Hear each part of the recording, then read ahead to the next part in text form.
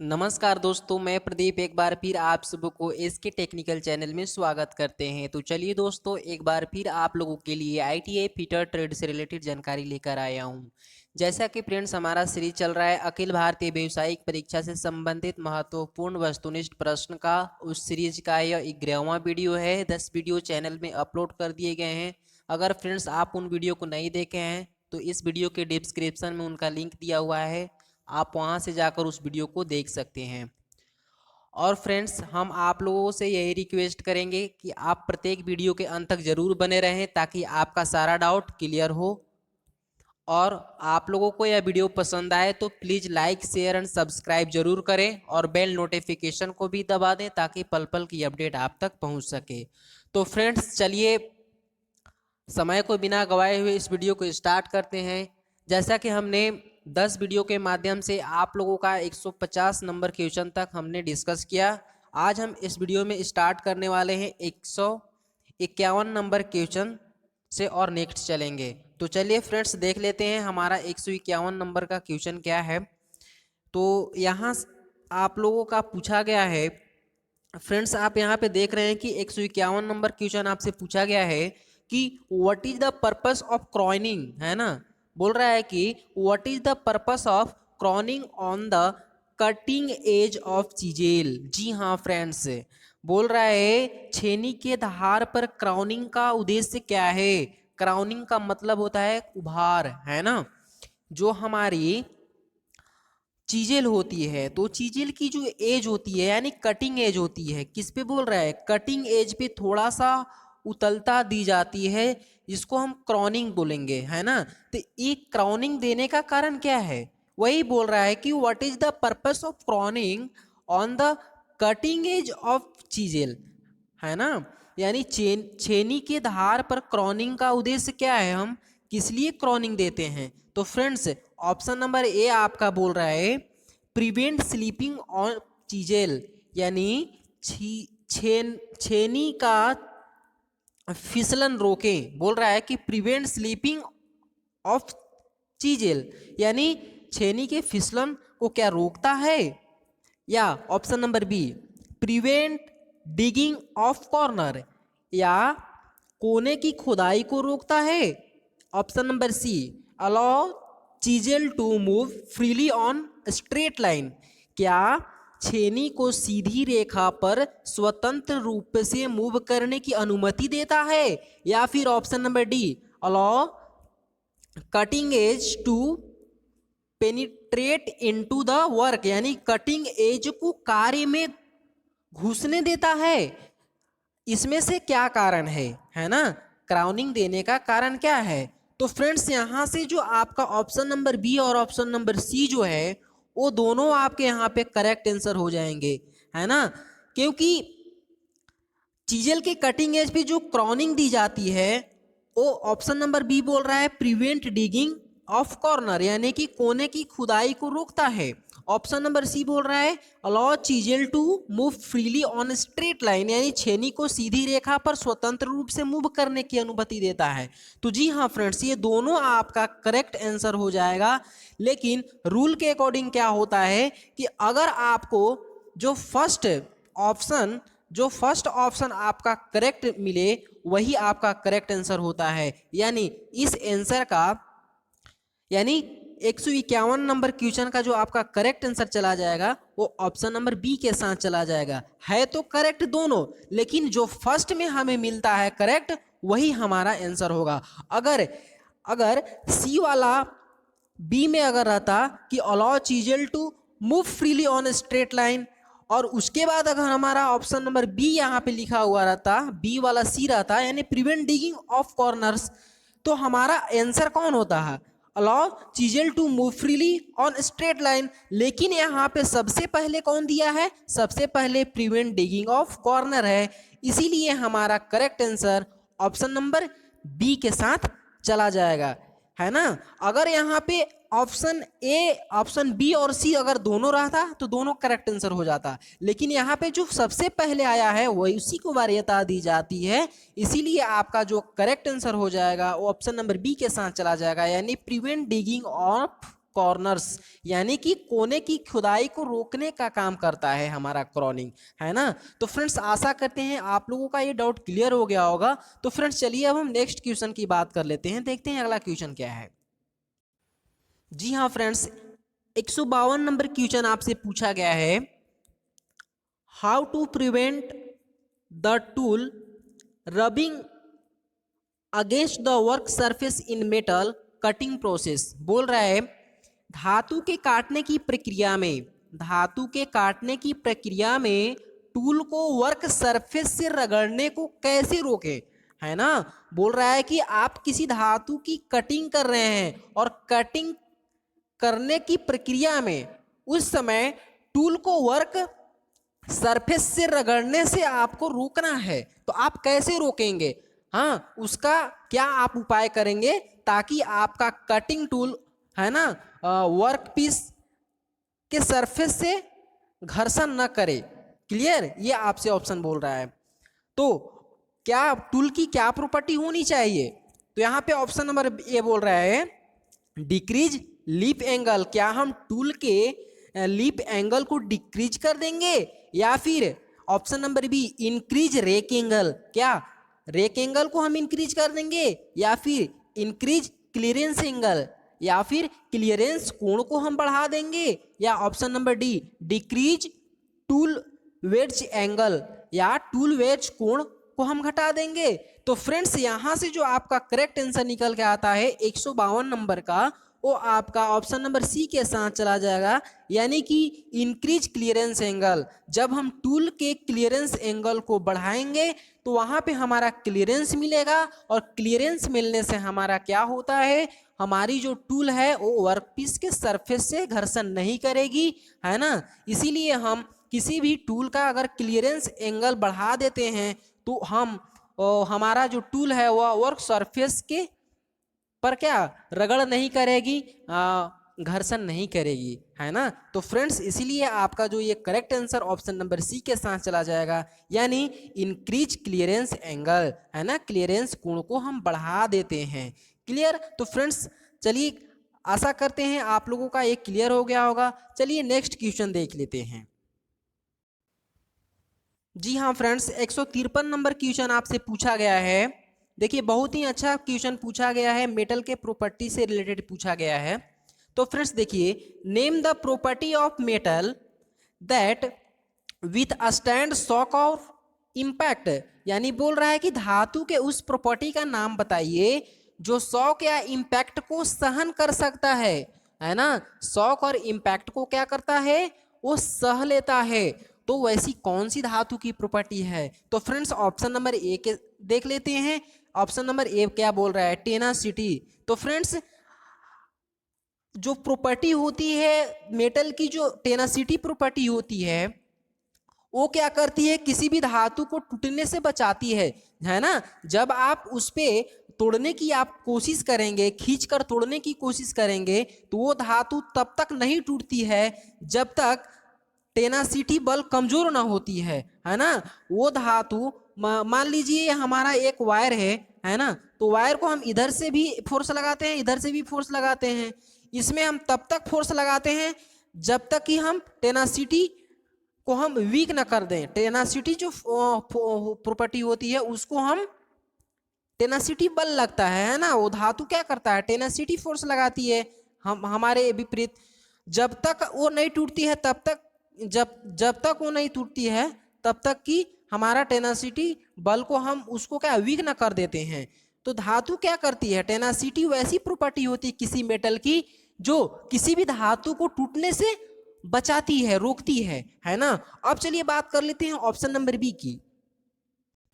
जी हाँ friends, option number B आप यहां देख रहे हैं, हार्डनेस। बोल रहा है कि हार्डनेस, तो फ्रेंड्स हार्डनेस मेटल की वैसी प्रॉपर्टी होती है जो किसी दूसरे धातु को काटने का काम करता है ना। क्या करता है, किसी दूसरे मेटल पे एक खरोच पैदा करता है धातु की, वो ऐसी प्रॉपर्टी है हार्डनेस।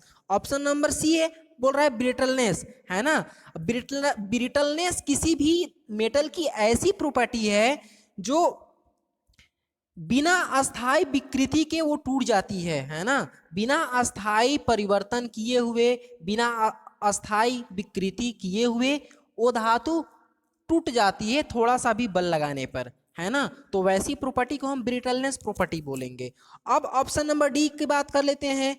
तो यह है आपका टफनेस। हाँ जी हाँ फ्रेंड्स, आपका जो क्वेश्चन पूछा गया है कि जो शॉक और इम्पैक्ट को सहन करता है वो धातु का कौन सा प्रॉपर्टी है, तो उसे हम बोलते हैं टफनेस, है ना। इसलिए आपका जो करेक्ट आंसर हो जाएगा इससे क्वेश्चन का, वो ऑप्शन नंबर डी के साथ चला जाएगा। यानी टफनेस मेटल का एक ऐसी प्रॉपर्टी होती है जो शॉक और इम्पैक्ट को सहन कर लेती है। तो फ्रेंड्स अब चलिए हम नेक्स्ट क्वेश्चन की बात कर लेते हैं और देखते हैं अगला क्वेश्चन क्या है। जी हाँ फ्रेंड्स, 154 नंबर क्वेश्चन आपसे पूछा गया है, which part is the measuring face fitted to the frame of outside micrometer, है ना। कौन सा पार्ट बोल रहा है कि कौन सा पार्ट मेजरिंग फेस है जो बाहरी माइक्रोमीटर के फ्रेम में फिट होता है। क्लियर, बोल रहा है कि वह कौन सा मेजरिंग फेस है जो बाहरी माइक्रोमीटर के फ्रेम में फिट होता है। क्लियर है। अब ऑप्शन नंबर ये बोल रहा है एनविल, क्या एनविल है। Option number B barrel, C spindle, option number D ratchet stop. तो फ्रेंड्स यहां से जो आपका करेक्ट आंसर निकल के आएगा वो एनविल आपका करेक्ट आंसर हो जाएगा, यानी ऑप्शन नंबर ए हो जाएगा, है ना। 154 का ऑप्शन नंबर ए आपका करेक्ट आंसर चला जाएगा। एनविल एक ऐसा माइक्रोमीटर का पार्ट होता है जो, है ना, बाहरी माइक्रोमीटर के फ्रेम में फिट होता है। फ्रेंड्स एक बात बता दूं, ये जो मान लीजिए हमारा ये क्या है, एक फ्रेम है माइक्रोमीटर का, यहाँ पे एनविल लगा होता है और ये हमारी स्पिंडल होती है ना।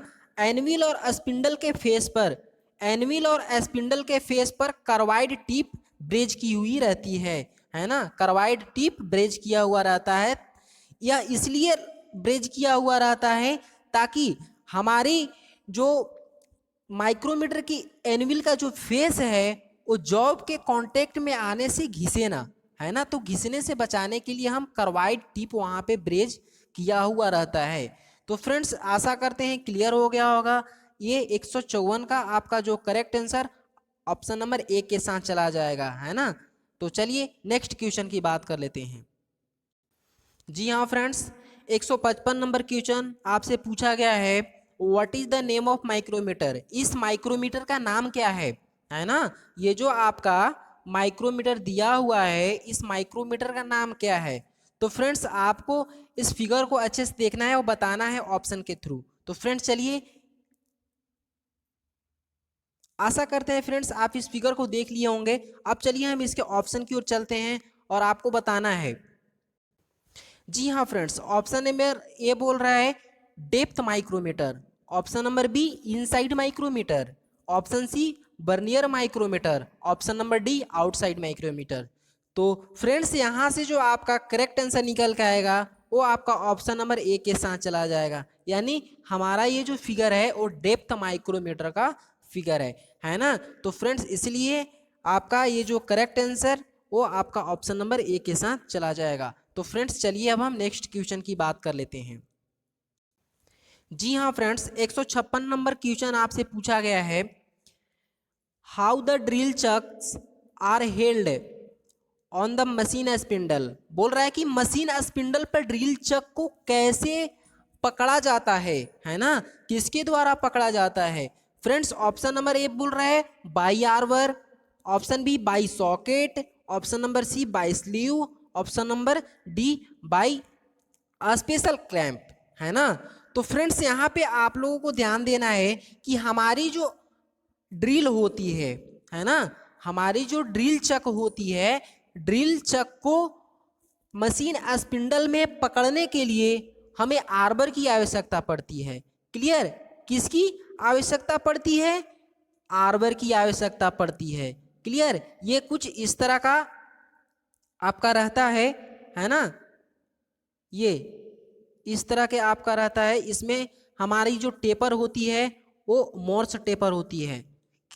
कौन सा टेपर होती है, मॉर्स टेपर हमारा पाया जाता है ना। अब बात कर लेते हैं यहाँ पे सॉकेट का, है ना, बाई सॉकेट। उसके बाद बाई स्लीव, बाई स्पेशल। तो बाई सॉकेट जो हम पकड़ते हैं वो हम अगर अगर हमारा ड्रिल अगर हमारा टेपर ड्रिल के लिए हम क्या करते हैं, सॉकेट और स्लीव का प्रयोग करते हैं, है ना। तो देखिए सॉकेट का प्रयोग हम वहां पे करते हैं, जैसे मान लीजिए हमारी जो ड्रिल है ना, तो हमारी ड्रिल मशीन स्पिंडल से क्या हो जाता है, ड्रिल की जो सैंक है वो बड़ी हो जाती है, नहीं फिट होता है उसमें। तो उस कंडीशन में हम सॉकेट का प्रयोग करते हैं, सॉकेट प्रयोग करके हम मशीन स्पिंडल में लगा सकते हैं, कोई दिक्कत नहीं है। ऑप्शन नंबर सी बोल रहा है बाई स्लीव, है ना। स्लीव का प्रयोग हम कब करते हैं, तो जब हमारा टेपर सैंक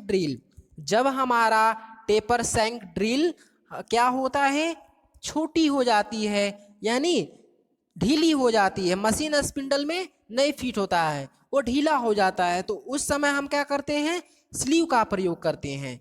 क्लियर। अब हम बात कर लेते हैं आर्बर की।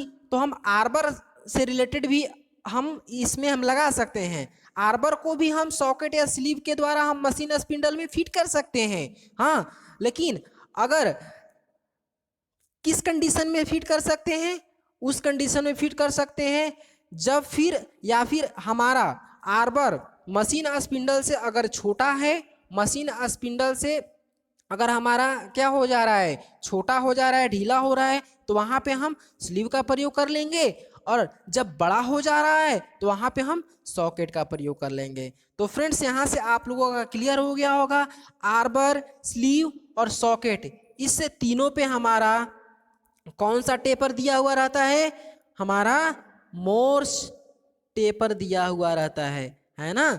ये मोर्स टेपर के कितनी नॉज होती हैं, है ना, इसकी कितनी नॉज होती हैं, MT1 से MT5 तक होती है। यानी कि ये क्वेश्चन पूछा जाता है कि आर्बर, सॉकेट, स्लीव, है ना, या हमारी जो टेपर सैंक ड्रिल होती है उसमें कौन सा मोर्स टेपर होता है, कितने कितने नंबर से होते हैं। तो हमारा MT1 से MT5 तक, है ना, ये क्लियर होना चाहिए। तो फ्रेंड्स आशा करते हैं आप लोगों का ये डाउट क्लियर हो गया होगा। अब चलिए नेक्स्ट क्वेश्चन की बात कर लेते हैं, है ना। जी हाँ फ्रेंड्स, 157 नंबर क्वेश्चन आपसे पूछा गया है, which drilling machine is a spindle held in move toward और अवे फ्रॉम द कॉलम, है ना। बोल रहा है कि कौन सी ड्रिलिंग मशीन में स्पिंडल हेड को कॉलम के पास और दूर करा जा सकता है ना। यानी वैसा कौन सा ड्रिलिंग मशीन है जिसकी स्पिंडल हेड को कॉलम के पास और दूर किया जा सकता है। तो फ्रेंड्स चलिए इसको ऑप्शन के साथ हम क्लियर करते हैं, देखते हैं ऑप्शन क्या है। जी हाँ फ्रेंड्स, तो 157 नंबर का आपका ये ऑप्शन रहा। ऑप्शन ए बोल रहा है पिलर ड्रिलिंग मशीन, उसके बाद option B gang drilling machine, option C radial drilling machine, option D sensitive bench drilling machine. यानी कि आपको बताना है कि वैसा कौन सा ड्रिलिंग मशीन है जिसकी स्पिंडल हेड को हम कॉलम पे, है ना, कहीं भी किसी भी जगह पे हम क्या कर सकते हैं, उसको फिक्स कर सकते हैं, मूव कर सकते हैं। क्लियर।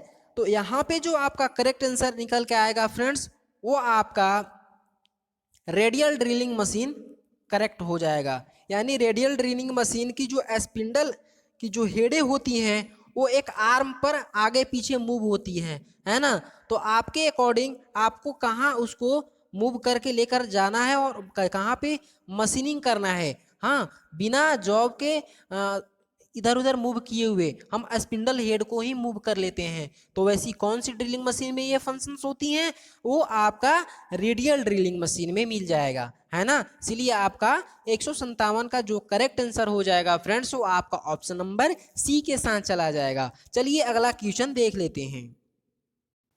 जी हाँ फ्रेंड्स, 158 नंबर क्वेश्चन पूछा गया है। Which type of screw thread are rounded at the crest and root. बोल रहा है कि किस स्क्रू थ्रेड में क्रेस्ट और रूट को राउंड किया जाता है। तो फ्रेंड्स यहाँ पे ऑप्शन के साथ हम देखते हैं बी ए, है ना। क्या बी ए थ्रेड होती है, या option number B B S F thread या बी एस एफ थ्रेड। उसके बाद option number C B S W thread, option number D acme thread.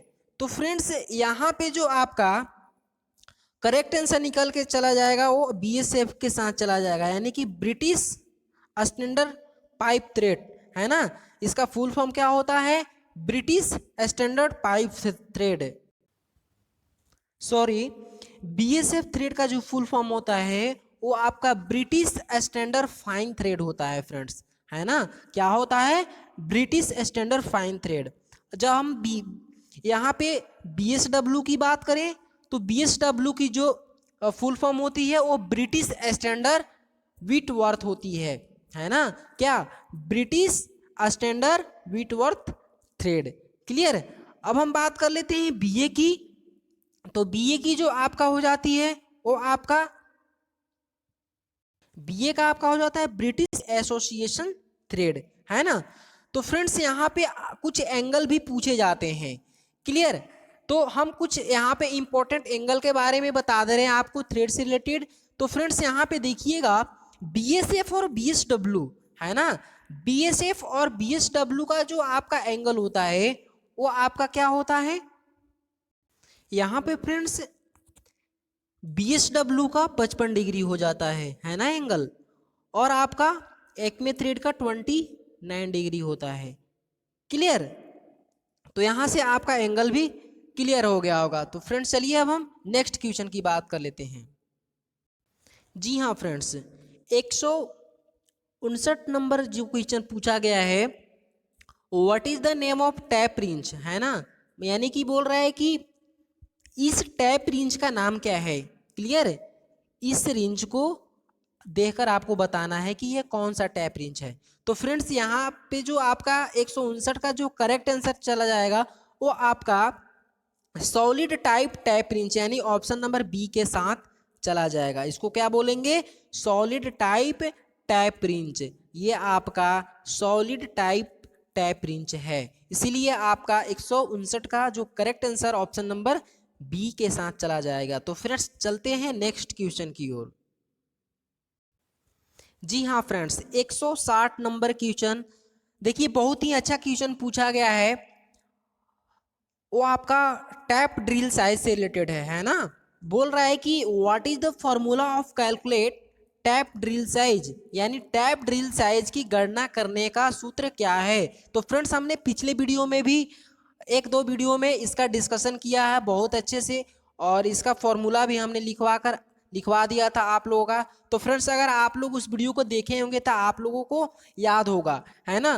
तो फ्रेंड्स चलिए यहाँ पे हम लोग डायरेक्ट आंसर की ओर चलते हैं। जैसा कि हमने बताया था कि हमारा जो टैप ड्रिल साइज होता है, हमारी जो टैप ड्रिल साइज होता है वो किसी भी स्क्रू थ्रेड के माइनर डायामीटर के इक्वल होता है ना। क्या बताया था, हमारी जो माइनर डायामीटर होता है वो टैप ड्रिल साइज के क्या होता है, इक्वल होता है। क्लियर। इसीलिए हमने फॉर्मूला बताया था, एक फॉर्मूला बताया था, minor diameter is equal to major diameter minus 2 into depth. याद है, ये हम फॉर्मूला बताए थे। Clear.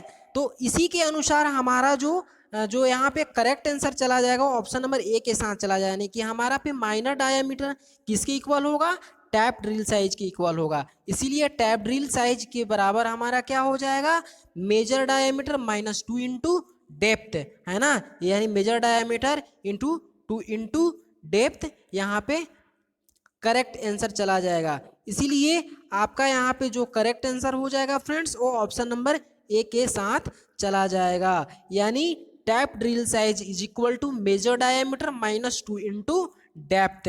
Clear.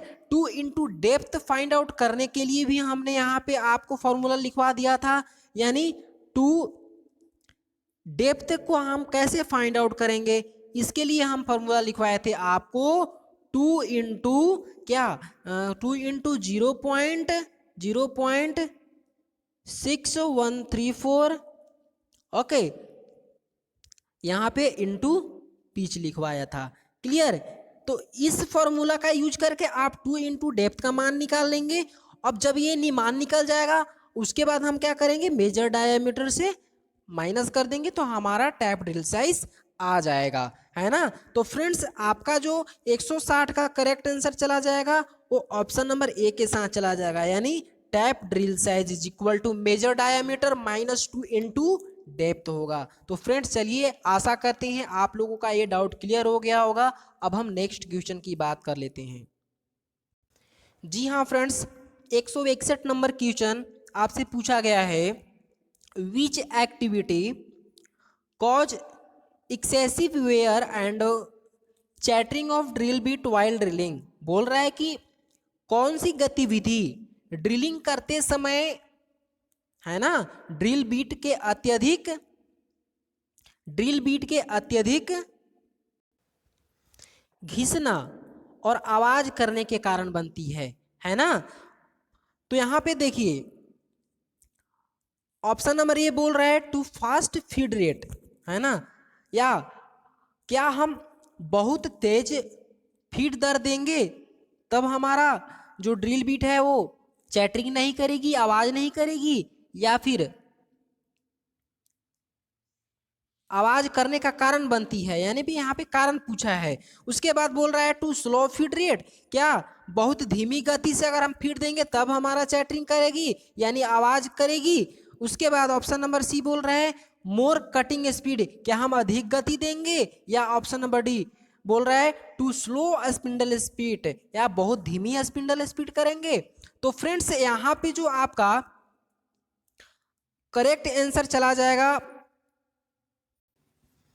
Option number B के साथ चला जाएगा, है ना, यानी कि टू स्लो फीड रेट। अगर हम किसी भी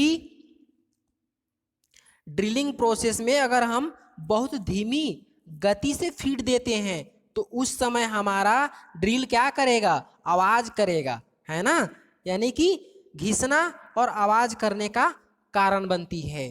तो फ्रेंड्स यहाँ से जो आपका करेक्ट आंसर 161 का निकल के आएगा वो ऑप्शन नंबर बी के साथ चला जाएगा। तो फ्रेंड्स चलिए नेक्स्ट क्वेश्चन की बात कर लेते हैं। जी हाँ फ्रेंड्स 162 नंबर क्वेश्चन आपसे पूछा गया है, what is the reading of vernier calliper with inch graduation, यानी कि इंच ग्रेजुएशन के साथ वाले बर्नियर कैलिपर का रीडिंग क्या है। तो चलिए फ्रेंड्स देख लेते हैं। सबसे पहले इसके फिगर की ओर चलते हैं, है ना। तो ये आपका रहा फ्रेंड्स, ये फिगर रहा, और इस फिगर को देखकर आपको इसकी क्या करनी है, रीडिंग निकालनी है। तो रीडिंग निकालने से पहले हमें इसकी ग्रेजुएशन के बारे में समझना होगा। तो चलिए इसकी ग्रेजुएशन के बारे में समझ लेते हैं। जी हाँ फ्रेंड्स, तो चलिए देख लेते हैं, है ना। तो सबसे पहले फ्रेंड्स आपको यहाँ पे ध्यान देना है बर्नियर का, है ना। इसमें बर्नियर स्केल की जो ग्रेजुएशन की बात हम करते हैं तो एक आपका इंच माइक्रोमीटर 25 भाग का होता है और एक 50 भाग का होता है। क्लियर। तो ये हमारा कौन से भाग वाला है, वो 50 भाग वाला है। तो हम 50 भाग वाले इंच वर्नियर कैलिपर का हम ग्रेजुएशन के बारे में समझेंगे। तो चलिए देख लेते हैं क्या है। तो जी हाँ फ्रेंड्स, अगर हम 50 बर्नियर स्केल के 50 भाग वाले इंच बर्नियर कैलिपर की बात करें तो उसकी जो ग्रेजुएशन होती है 1 इंच को 10 बराबर भागों में बांटा जाता है ना। यहाँ पे देखिए 1 इंच जो होती है 1 इंच को 10 बराबर मेजर भागों में बांटा जाता है, जिसको क्या बोला जाता है, मेजर डिवीजन, है ना। 10 मेजर डिवीजन में यहाँ पे बांटा जाता है। जैसे कि यहाँ देखिए ये 1 है, 2, 3, 4 इस तरह से लेकर 9 तक, यानी 10 तक हमारा बटा हुआ रहता है। अब उसके बाद सब डिवीजन की बात करें तो सब डिवीजन में क्या होता है कि एक मेजर भाग को 2 बराबर भागों में बांट दिया जाता है। जैसे मान लीजिए ये हमारा 1 इंच है, उसमें ये देखिए मान लीजिए हमारा 1 इंच है और 1 इंच में हम 1 2 3 4 5 6 7 8 9 10 बराबर भागों में बांटे हैं। तो एक को हम 2 बराबर भागों में ऐसी इस तरह से बांट देंगे। क्लियर। तो एक मेजर डिवीजन को हम कितने भागों में यहाँ पे बांट रहे हैं? 2 बराबर भागों में बांट रहे हैं। वो कौन सा बर्नियर, कौन सा इंच बर्नियर कैलिपर है? वो हमारा 50 भाग बर्नियर वाला है। अगर 25 वाला रहता, अगर 25 वाला रहता तो यही सेम यही ग्रेजुएशन रहेंगे, लेकिन एक मेजर को हम 4 बराबर भागों में बांट देते हैं, है ना। तो यहाँ 50 वाला है तो हम 50 वाले बर्नियर स्केल के 50 वाले भाग को ही हम यहाँ पे डिस्कस करेंगे फ्रेंड्स। तो यहाँ पे देखिए 50 वाले में क्या कर दिए, 1 इंच को 10 बराबर भागों में बांट दिए और 10 बराबर भागों को हम एक भाग को क्या कहते हैं? Major division. और एक मेजर डिवीजन को हम क्या किए?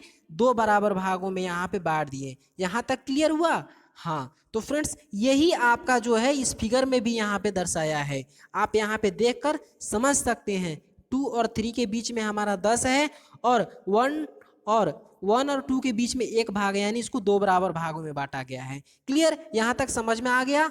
और ये हमारा जो है ये क्या है? 50 भाग वाला बर्नियर स्केल है यहाँ पे। क्लियर।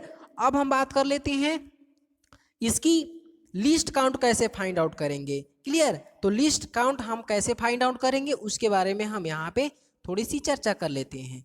तो फ्रेंड्स यहाँ पे आप देखें, जी हाँ फ्रेंड्स, तो लिस्ट काउंट आपको फाइंड आउट करने से पहले आपको ये फाइंड आउट करना होगा कि हमारा जो एक सब डिवीजन है ना, हमारी जो सब डिवीजन है, सब डिवीजन के एक सब डिवीजन का मान कितना होगा। तो फ्रेंड्स हमने यहाँ पे देखा कि 1 इंच को कितने मेजर भागों में बांटा गया था? 10 बराबर भागों में। और फिर उसको क्या किए? एक मेजर को 2 बराबर भागों में, यानी 10 दूना कितना हो गया? 20 हो गया, है ना। कितना हो गया? 10 इंटू 2 करेंगे तो हमारा कितना हो जाएगा? 1/20 हो गया। और 1/20 को अगर हम यहाँ पे डिवीजन करते हैं तो हमारा कितना आ जाएगा? 0.05, है ना। 0.05 इंच आएगा ना, देख रहे हैं, हमारा इंच आ जाएगा। अब आपको यहाँ पे समझ में आ गया कि हमारी जो एक सब डिवीजन है, एक सब डिवीजन का मान 0.05 इंच आ गया। तो अगर हमें अब फाइंड आउट करनी है वैल्यू ऑफ 50 सब डिवीजन की, है ना, वैल्यू ऑफ 50 सब डिवीजन की, तो फ्रेंड्स आपको यहाँ पे याद रखना है कि जो आपका 50 डिवीजन है वो क्या मेजर डिवीजन के 49 मेजर डिवीजन के बराबर होता है ना। 50 बर्नियर डिवीजन जो होता है, 50 बर्नियर डिवीजन के जो 50 भाग होते हैं वो मेजर डिवीजन के 49 भाग के इक्वल होते हैं, है ना, यानी कि 49/50 हो जाएगा। क्लियर। यहाँ तक समझ में आया? हाँ। तो अगर हम इसकी एक बर्नियर सब डिवीजन का मान निकालेंगे, यानी कि एक बर्नियर सब डिवीजन का मान निकालेंगे, तो उसके लिए आपको सबसे पहले क्या करना पड़ेगा? 50 बर्नियर सब डिवीजन का मान आपको निकालना पड़ेगा, है ना। तो 50 vernier scale division is equal to कितना हो जाएगा? 49 इंटू 0.05। क्लियर। क्या हो जाएगा? 0.05। तो ये कितना आ गया आपका? 2.45 इंच आ जाएगा यहाँ से। उसके बाद अगर आप निकालेंगे 1 वर्नियर स्केल सब डिवीजन, है ना, 1 वर्नियर सब डिवीजन का मान अगर आप यहाँ पे निकालेंगे तो आपका कितना आ जाएगा? आपका आ जाएगा 2.45 इंच बटे कितना आ जाएगा? 50, है ना। अब यहाँ पे इसको हम जब डिवाइड करेंगे तो वो आपका आ जाएगा 0.049। कितना आ जाएगा? 0.049। अब यहाँ आपका एक वर्नियर सब डिवीजन का मान आपको पता हो गया कि कितना होगा 0.049। क्लियर। तो अब हम चलिए इसकी लिस्ट काउंट की बात कर लेते हैं। तो फ्रेंड्स यहाँ पे आपको लीस्ट काउंट निकालने के लिए एक फॉर्मूला होता है, आप उस फॉर्मूला को याद रखें, है ना। अगर आप उस फॉर्मूला को याद नहीं रखेंगे तो आपका लिस्ट काउंट नहीं निकलेगा। तो फ्रेंड्स यहाँ पे least count is equal to होता है वैल्यू ऑफ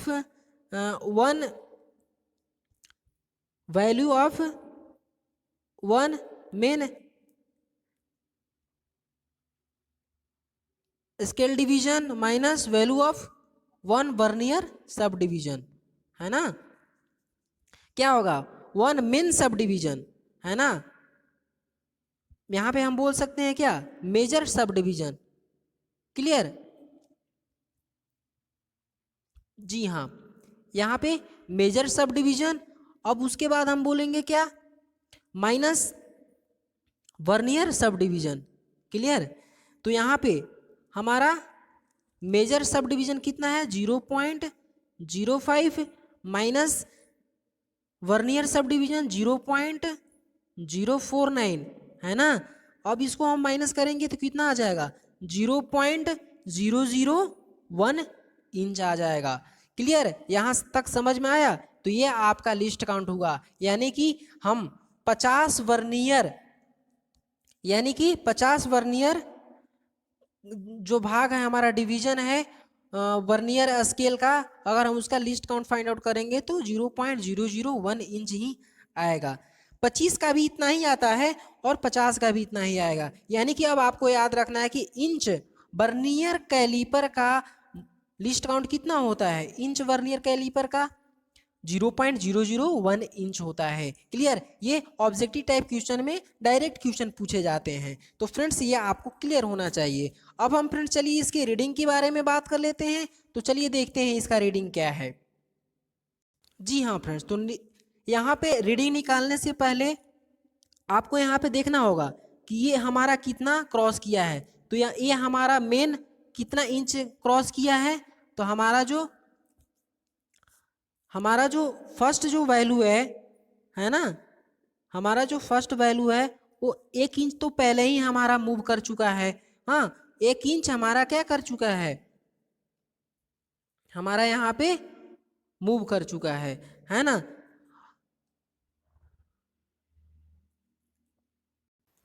एक इंच हमारा पहले ही यहाँ पे मूव कर चुका है, तो क्या हो जाएगा 1.000, है ना। अब उसके बाद हम देखेंगे मेजर डिवीजन कि हमारा मेजर डिवीजन कितना है। तो मेजर डिवीजन की हम बात कर लेते हैं, तो ये 0 है, तो मेजर डिवीजन हमारा जो है वो 4 है ना। मेजर डिवीजन 4 क्रॉस किया है। तो हम यहाँ पे देख लेंगे मेजर डिवीजन, मेजर डिवीजन का अगर 4, तो एक मेजर डिवीजन का वैल्यू हमारा कितना है 0. यहाँ पे 1 इंच, है ना। तो कितना हो जाएगा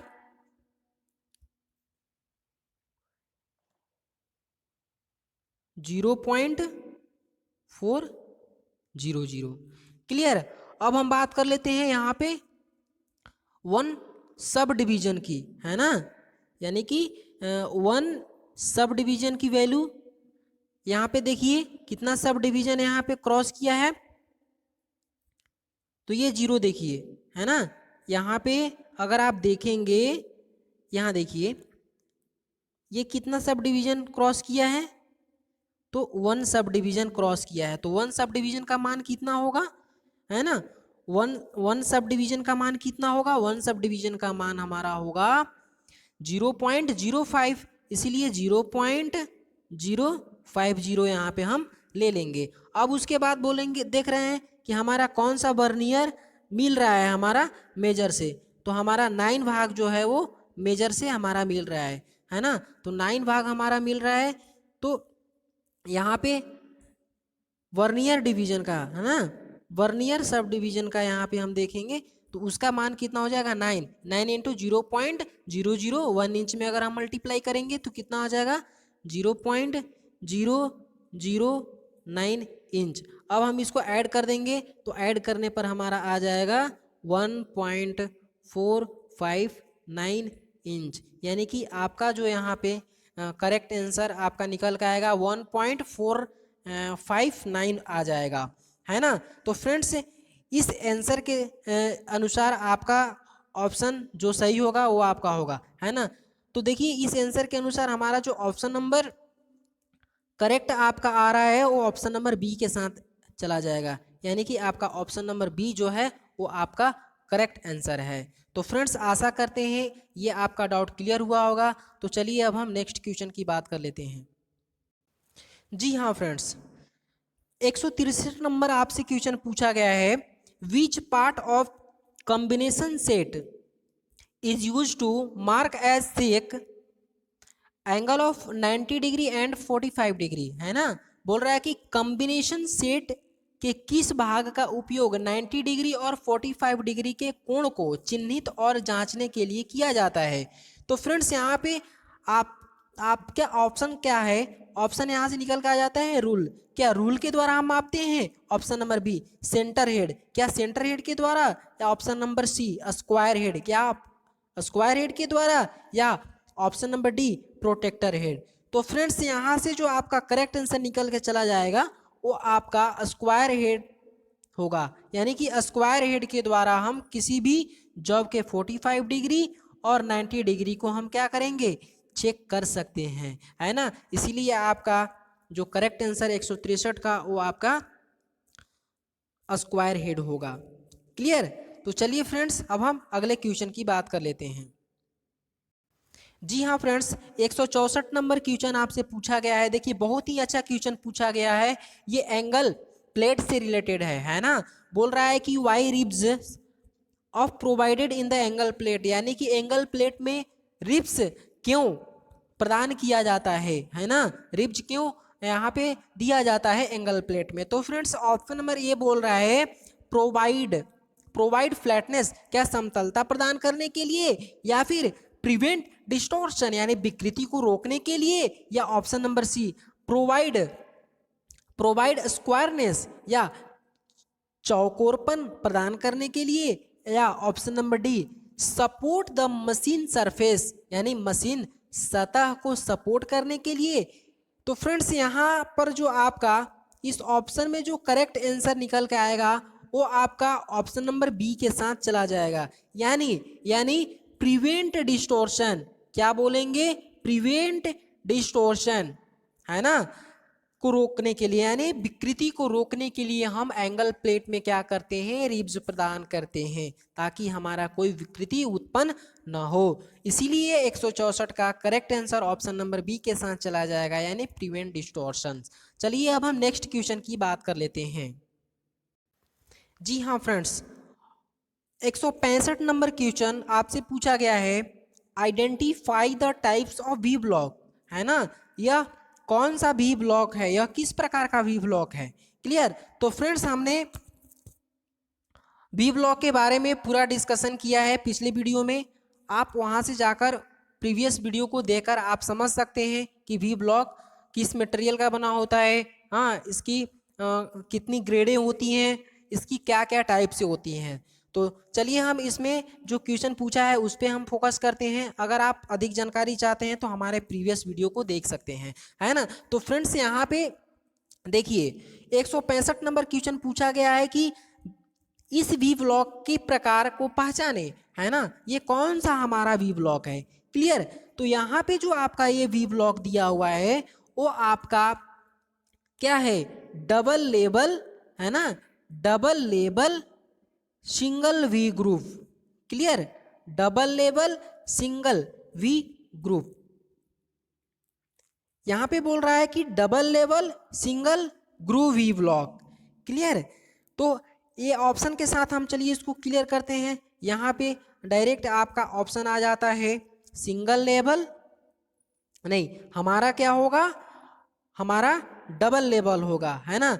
तो यहाँ पे जो आपका ऑप्शन नंबर ए बोल रहा है कि सिंगल लेबल सिंगल ग्रू, ऑप्शन नंबर बी बोल रहा है सिंगल लेबल डबल ग्रू। चलिए ऑप्शन नंबर सी की ओर देख लेते हैं। जी हाँ फ्रेंड्स, ऑप्शन नंबर सी बोल रहा है डबल लेबल सिंगल ग्रू, और डी बोल रहा है डबल लेबल डबल ग्रू। तो फ्रेंड्स यहाँ से जो आपका करेक्ट आंसर निकल के आएगा वो ऑप्शन नंबर सी के साथ चला जाएगा, यानी डबल लेवल सिंगल ग्रू हमारा करेक्ट आंसर होगा। तो फ्रेंड्स आज के लिए इस वीडियो में बस इतना ही। अब हम अगले वीडियो लेकर आएंगे अगले क्वेश्चंस के साथ। तो फ्रेंड्स, आप लोगों को इस वीडियो में अंत तक बने रहने के लिए बहुत बहुत धन्यवाद। Thank you and bye bye.